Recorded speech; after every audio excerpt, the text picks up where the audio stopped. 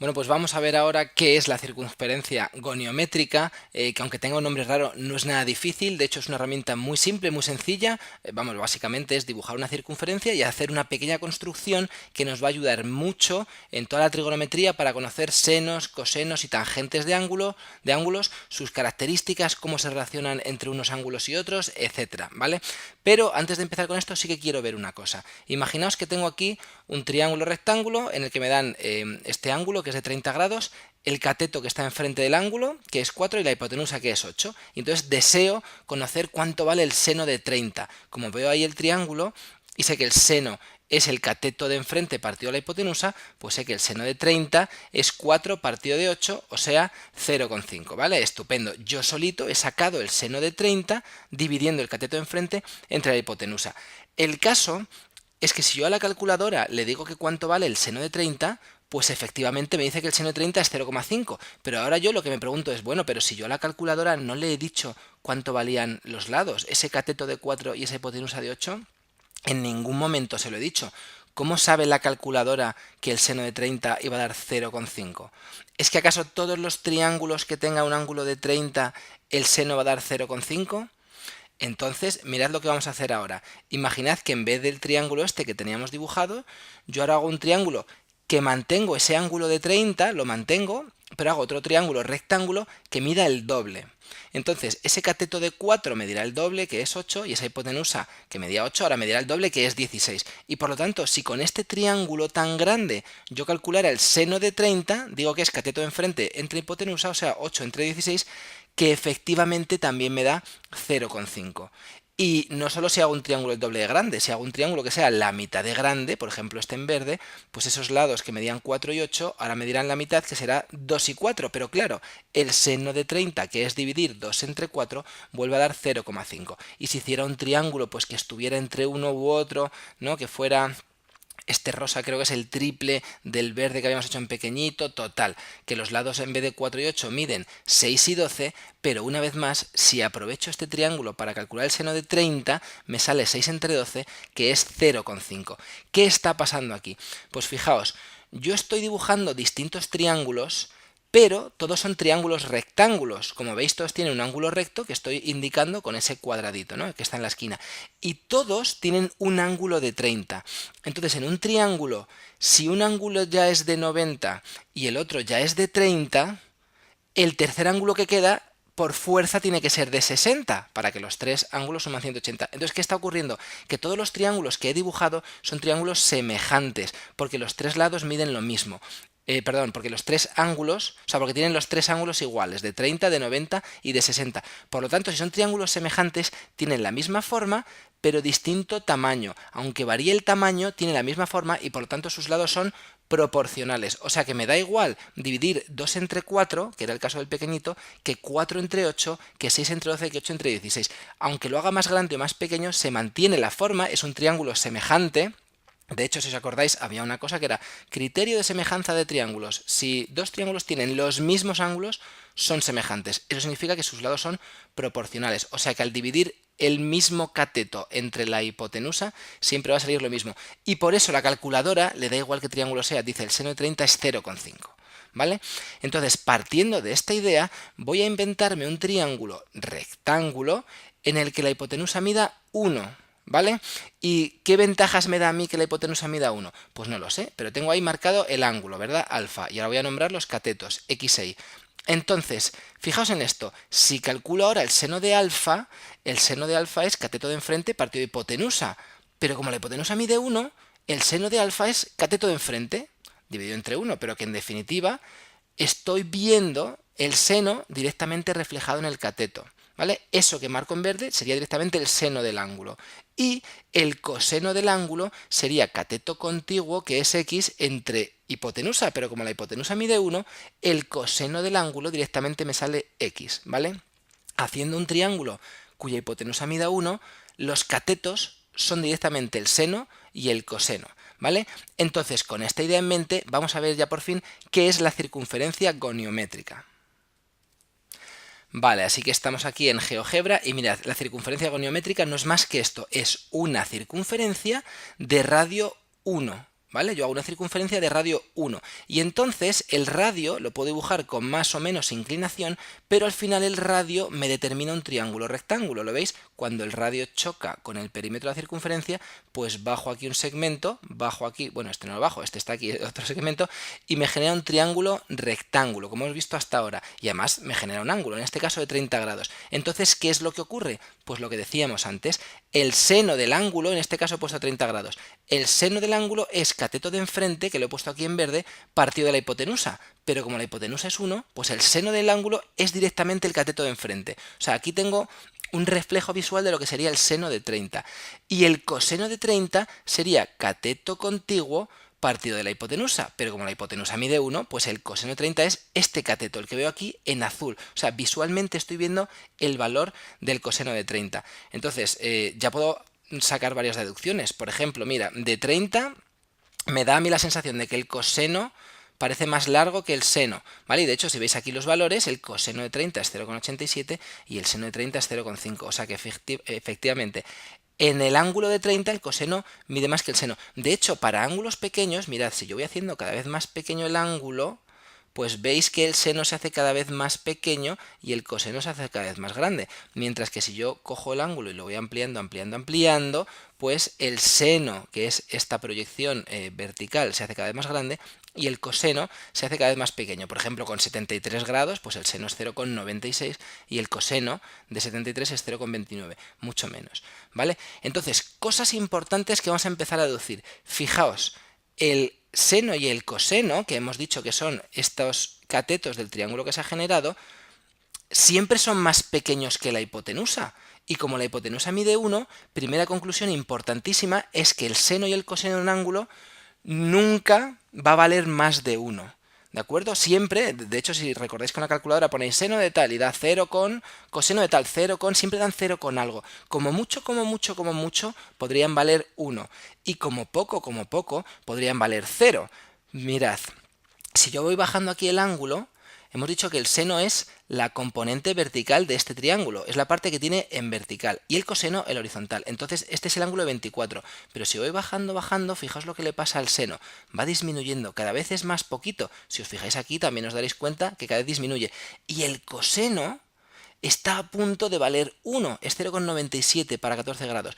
Conforme bajo, bajo, bajo, el seno, que es vertical, va desapareciendo y el coseno ya aquí se ha convertido en 1. ¿Lo veis? Luego el coseno aquí alcanza su valor máximo con el ángulo de 0 grados, que claro, es un ángulo horizontal, todo es parte horizontal, todo es proyección horizontal, mientras que no tiene nada en vertical, por eso el seno de 0 es 0 y el coseno de 0 es 1. Sin embargo, según voy aumentando el ángulo, ¿lo veis? Mirad, aquí ya el coseno estoy en un ángulo de 15 grados y ya el coseno es un poquito menos de 1, es 0,97 y ya el seno aquí empieza a crecer. Según voy ampliando el ángulo, el seno, que es la parte vertical, cada vez más grande y el coseno cada vez se hace más pequeño, ¿vale? De hecho, mirad, estoy aquí en el ángulo de 45 grados. En mi camino entre el ángulo de 0 y el ángulo de 90, el ángulo de 45 es la mitad. Es un punto en el que el seno y el coseno valen lo mismo. ¿Lo veis? Vale lo mismo el seno de 45 y el coseno de 45. Este ángulo, que es la bisectriz de lo que sería este primer cuadrante, ¿vale? Es un ángulo que va justo por la mitad, es el único momento en el que la parte vertical mide lo mismo que la parte horizontal. Por eso el seno de 45 da lo mismo que el coseno de 45. Por supuesto dan menos de 1, ya lo vemos, ¿vale?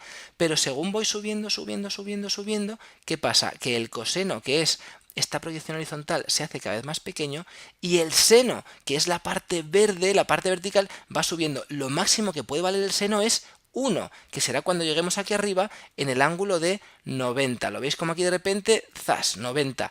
El seno de 90 vale 1 y el coseno de 90 vale 0. Claro, porque el ángulo de 90 grados es un ángulo ya totalmente vertical. Todo lo que tiene es componente vertical y no tiene nada de proyección, no tiene nada de sombra aquí en horizontal. Entonces, volviendo ya a nuestra pantalla de teoría, mirad, esta es una conclusión importantísima que hemos obtenido, y es que los valores del seno y del coseno siempre están entre 0 y 1. A ver, la verdad es que digo esto y todavía hay cosas que no hemos visto. Entonces, en este vídeo solo estamos tratando ángulos entre 0 y 90, ¿vale? Si veis en la circunferencia goniométrica, me he movido solo entre el ángulo de 0 y el de 90, en ese primer cuadrante. Pero la conclusión que he sacado de eso es que tanto el seno como el coseno siempre son valores entre 0 y 1, no pueden valer más de 1. De hecho, si estás en un ejercicio y te da que el seno de alfa de cualquier ángulo es 2,35, ya sabes que te has equivocado. El seno y el coseno, para eso hemos utilizado la circunferencia goniométrica, hemos visto que no pueden ser más de 1, ¿vale? Y como poco, pues podrían ser 0, ¿vale? Podrían ser 0. Y entonces también hemos visto que el seno de 0 es 0 porque el seno, mirad un truco que hay para la circunferencia goniométrica, el seno, que tiene una E, pues corresponde a la parte vertical. Entonces el seno de 0 es 0 porque el ángulo de 0 era un ángulo totalmente horizontal que no tiene nada vertical, no se inclina, no se eleva nada. Pero el seno crece según va creciendo el ángulo, de modo que el seno de 90 es 1. 90, que es un ángulo totalmente vertical, pues ya es todo seno, ya es todo componente vertical. Y el coseno que tiene una O, pues es la parte horizontal, ¿de acuerdo? Entonces el coseno de 0 es 1. En el ángulo de 0, que es un ángulo horizontal, es cuando el coseno es máximo, medía lo mismo que el radio, pero el coseno va decreciendo según va creciendo el ángulo, de modo que el coseno de 90 ya es 0, porque 90 es un ángulo totalmente vertical y entonces no tiene componente horizontal, el coseno, que es lo horizontal, es 0. Todo esto es muy sencillo en el momento en que os dibujéis un triángulo, por ejemplo, me voy a hacer un triángulo que tenga un ángulo muy finito, muy pequeñito, por ejemplo un triángulo de 10 grados solo, pues es muy fácil ver ahí que la parte verde, que es el seno, la parte vertical, es pequeñísimo. Para ángulos muy pequeños el seno vale poco, pero el coseno, que es la componente horizontal, esa línea azul, es bastante larga.